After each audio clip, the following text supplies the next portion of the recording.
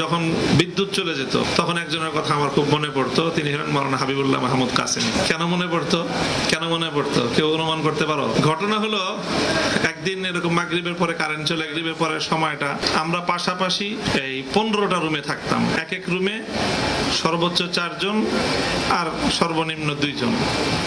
15টা room পাশাপাশি, 2টা block. তো মোটামুটি যখন বিদ্যুৎ থাকে তখন তো সব জায়গায় একটা আওয়াজ থাকে, ফ্যানগুলো ঘুরতে থাকে, তো অনেক দূর থেকে আওয়াজ পাওয়া যায় না। পাশাপাশি রুমগুলো থেকে কোনো আওয়াজ দিলে আওয়াজ পাওয়া যায়, কিন্তু বিদ্যুৎ চলে গেলে সব ফ্যান বন্ধ, একটা পিনপতন নীরবতা, তখন অনেক দূর থেকে আওয়াজ পাওয়া যায়। তো বিদ্যুৎ চলে গেল, একদিন তারানায় দারুল উলুম দেওবন্দ গাওয়া শুরু হলো। সেই দারুল উলুম দেওবন্দের তারানার মূল গায়ক ছিলেন কাসেমি সাহেব, হাবিবুল্লাহ মাহমুদ কাসেমি।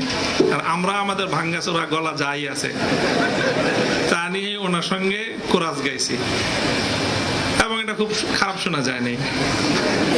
ওনার সুরের সাথে আমাদের সবার সুরও মিলে গেছে।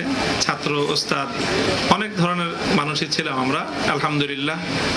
তো এর পরবর্তীতে উনি তো খুব দ্রুতই রুখসত হয়ে গেছে, ওনার ছুটি হয়ে গেছে।